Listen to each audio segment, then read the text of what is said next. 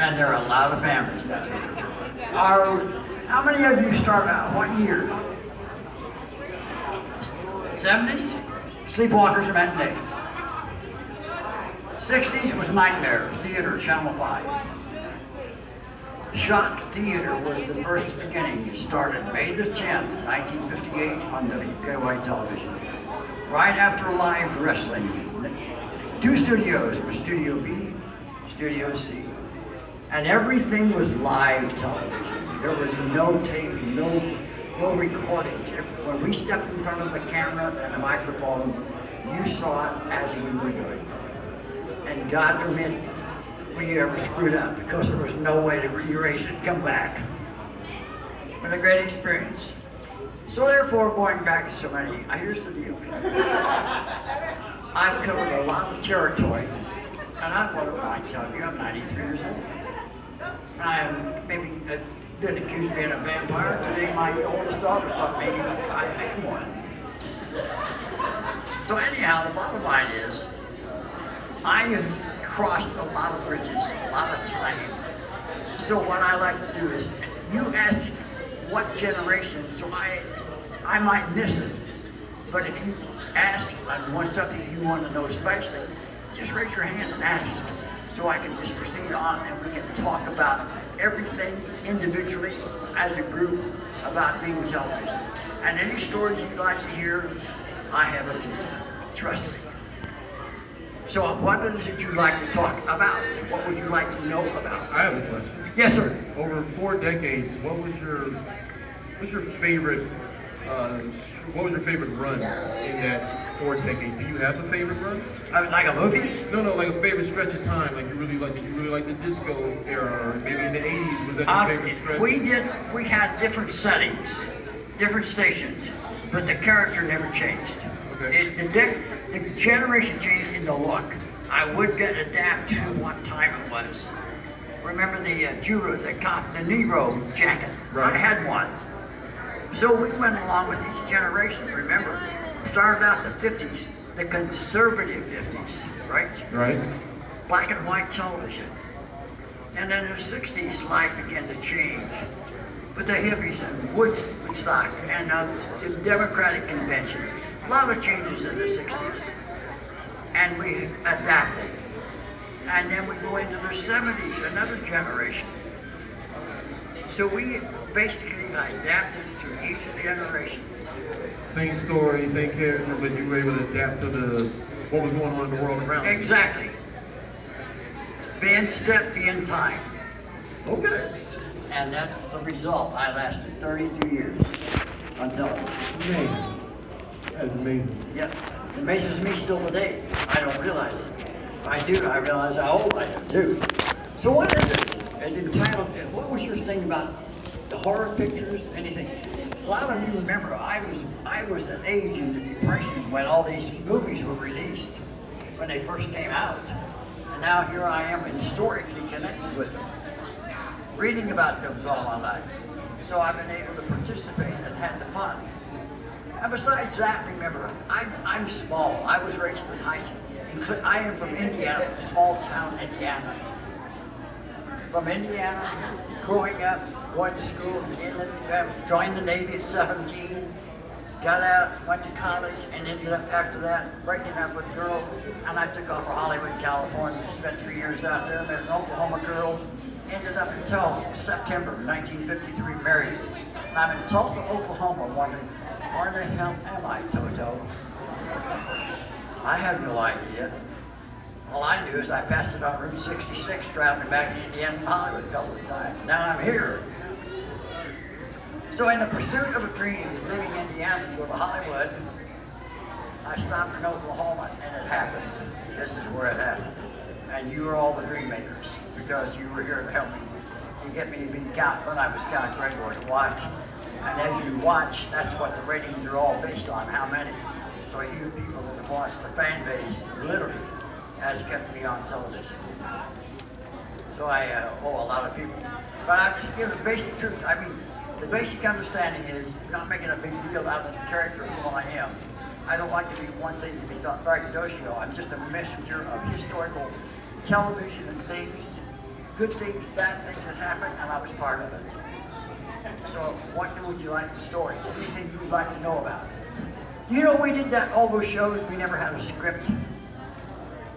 We did not have a script. Things would happen as I was walking into the studio sometimes. And we changed the tone. Before I ever got to the door, we changed the script and stuff. And I don't know, perhaps the spontaneity of doing it live like that, not knowing what was going to happen, made it stay, maybe it lasted. And a lot of things sometimes happen when you are expected to happen. One night we were in an old house filming, and I swear to you, very strange things were happening around there before we got out of there. So we were not too unhappy about leaving either. Dark at night and midnight in the evening. And I studied theater. I actually have a teaching degree from Indiana State Teachers College. And I graduated in '51 with a teacher's degree in special education. But I took radio and theater classes and had a lot of that, and that kind of overrode. And that enticed me because I know I got cast, my first show I ever got to do in college was a musical adaptation of Alabama and the 40 Thieves, written to a school play with a doctor, the professor from the drama department, his wife. And I got cast as Alabama. So I'm skinny, small, dark, whatever. And so I was my first time. And when I got through, kids were walking up to me saying, "Oh, talk like that, do this." And I thought, wow, maybe I better think about that along with my teacher's degree. So kids, that enticed them. So that had a great influence. I mean, just thinking about how you can reach out. So if you can make, the idea of teaching is one thing, but the idea too, you get a lot of kids in a group and you make them all happy, that's great too. So anyhow, a lot of things happened before I got here. And to Hollywood, I did two shows, and this group here, how many of you have ever heard of your parents or grandparents maybe talked about Danny Williams, the kids shows, and 3D Danny was on Channel 4 in the early years, in the 1950s? You people in Oklahoma had the greatest television station in the nation in the 50s. Better than New York, Philadelphia, whatever. Channel 4 went on the air June 6, 1949, first television station west of the Mississippi. Had their color cameras ordered from RCA, being an NBC station, before CBS. The gentleman, E.K. Gaylord was his name, and he owned the Oklahoma Publishing Company. Big time. Didn't like a lot, some people didn't like him.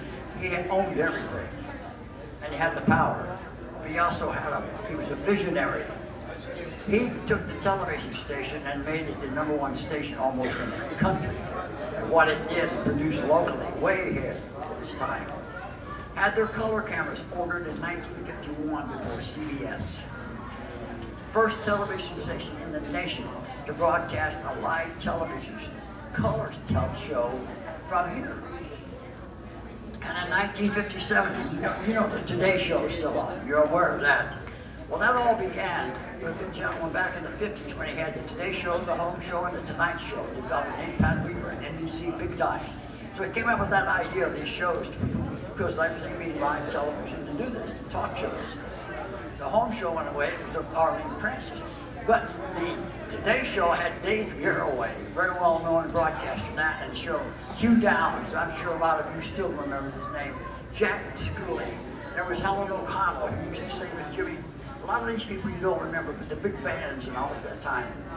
They were on that television show. June of '57, the semi-centennial, and WKY television, because I was working there then at the time, in the booth, and come in, get in the booth, and there is Dave Garroway in the studio, Hugh Downs in the studio. NBC broadcast one full week from the studios in Channel 4 in the Centennial. So that's how big this story. And I got in there at the late night. There was nothing left after midnight. I said, well, maybe we'll have to start a show. And I did a Dylan on the kids show. So I contacted him and created it. lo and behold, May the 10th, 1958, no one, they promoted it, and in the next studio, live wrestling was going on. And one thing happened one time when Danny Williams got hit by a chair. So his sign off from the wrestling show always was, watch out for flying chairs. And go dark, that was it. All of a sudden, now that was Saturday night, he said, stay tuned for Shock Theater and watch out for flying chairs. And that, they had no idea. Count Gregore. Remember, at the end of shows, nobody knew credits. There wasn't anything. Danny Williams was 3D Danny, or Steve Powell was Foreman Scotty, or any of that. So they became individual characters. I still get people asking me about Foreman Scotty. Didn't know his name was Steve Powell. Or Danny Williams, they knew, because he had his daytime show. I got on the kids show, and no brag fact. It's just that I was good for stage makeup. Didn't care. I'm a small little guy, bullied all my life practically, and it was a perfect scenario. I could get up in the morning to meet somebody. I just all my life I got on his kids show because I created a villain, which later led to that character becoming Count Gregore. That's how that happened. I had no idea. All I knew is I got me on the kids show, and I got some other things. So for about 3 or 4 years, I did about 25 or 30 some different characters, makeup, everything. And I could always get up in the morning, be happy, just get to it, guys, always afraid of everything. Get up there and say, oh my God, how am I gonna be today? Oh boy, because I could just do that. And I enjoy, but it all led to one thing. And it's still to this day, as I stand here with this microphone, I have no idea how it happened. It's like a great gift happened, what if happened, destiny happened. Because when they came down from the studio after the kids show, the manager came down and said, I want to talk to you. I'm the new guy.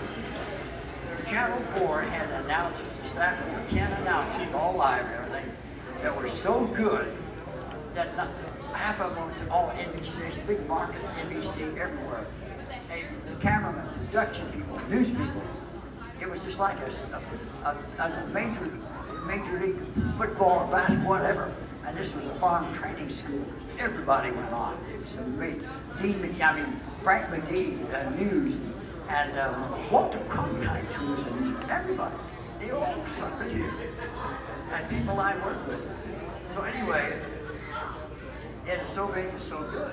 And I got there, and all of a sudden, I never see a credit at the end of the shows.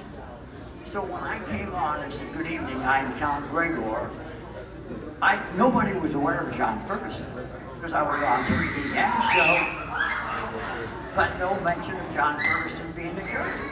There were no credits. So in a sense, when we came out, Foreman Scotty, nobody knew Steve Powell, but he was Foreman Scotty. He still is today. And nobody says John Ferguson. I'm Count Gregore. Or in this case, sometimes there's no show, no sponsors or anything. It's kind of a no count today, but you know how that works. And so the progress of doing the shows, being associated with the late night horse shows. And the gentleman, now this is even today, a young guy last month called me at the house and started wanting to do an interview, but he sent me questions on text, and I would about history and all this, everything, and I would reply and type it out, and just like being written into a book.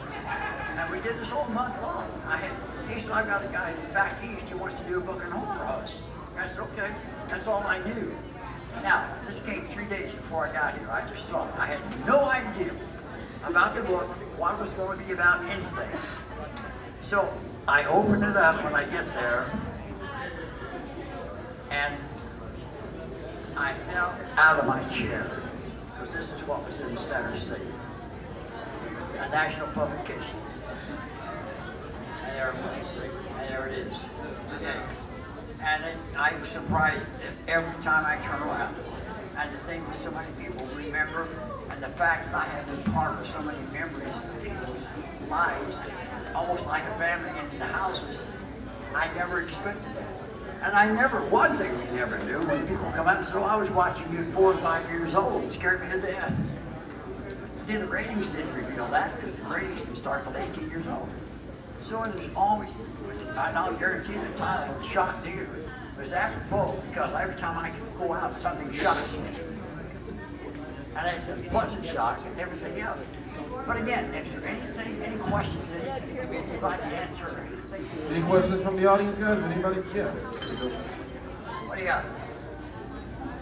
Do you remember what movie you played on your first episode of Count? Indeed I do.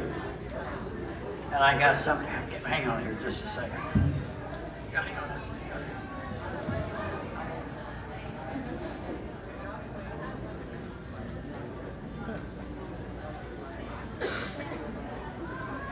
Hang on a second. There you go.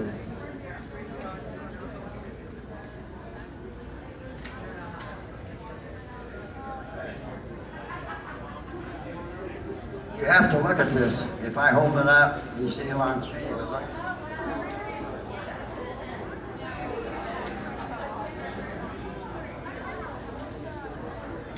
And it's signed to Count Gregore with best friend, but although always Ron Cheney, grandson. He was in town 3 years ago and found out, somebody told him, I guess, and he sent this to me and has a sign because it was the first movie I did. That was the first one I introduced. And Lon Chaney Jr. was born in Oklahoma City, in Belle Isle. His parents were vaudevillians, traveled a lot. And it was a tough life sometimes. Never here and staying with some friends. And then, of course, then with Lon Chaney, was such a great makeup artist. And the movies are now beginning to expand in New York. They started, early movies started in New York, in buildings, because of other agencies, Broadway and everything else. And then they moved out west, more to the movies. So he went out there, and then, of course, he became a star in his makeup and everything else. And then Lon Chaney Jr. was born when they went here and went out there. And that was the first movie. Anybody else have a question? Anything at all?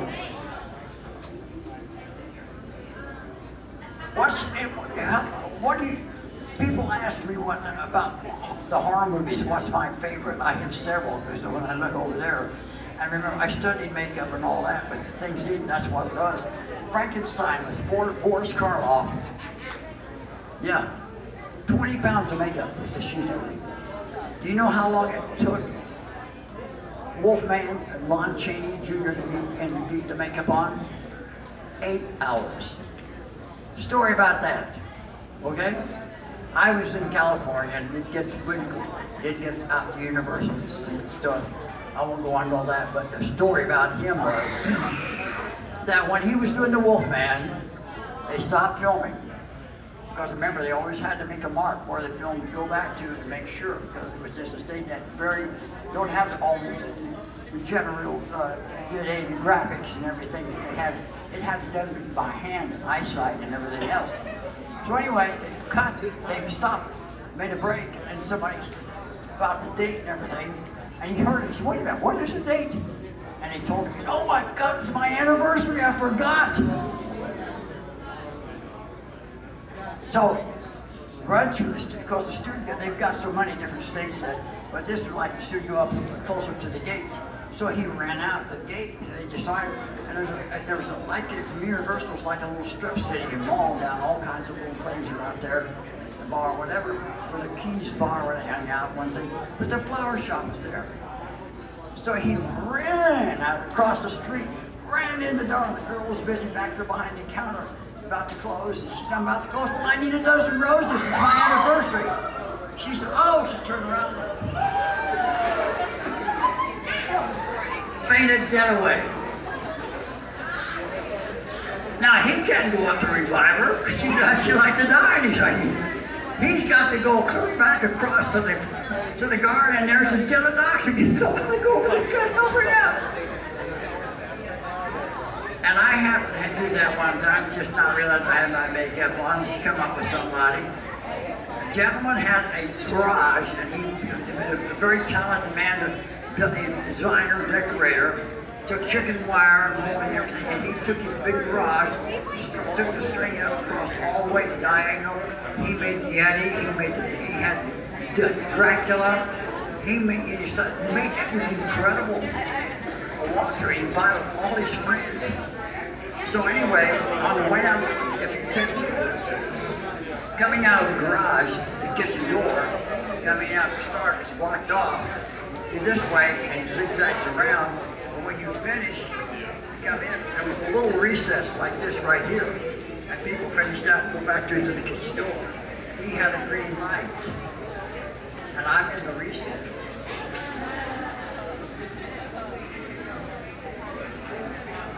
So when people walking by, I'm frozen.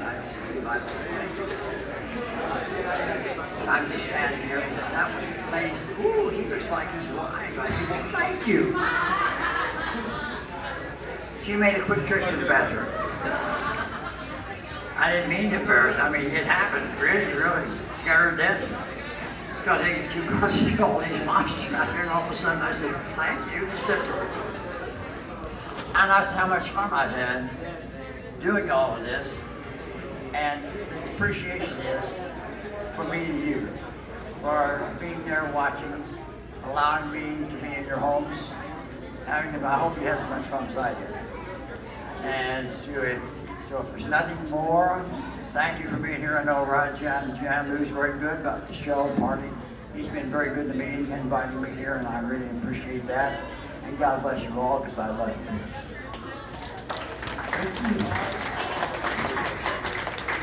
You guys, one more time for Count Gregore.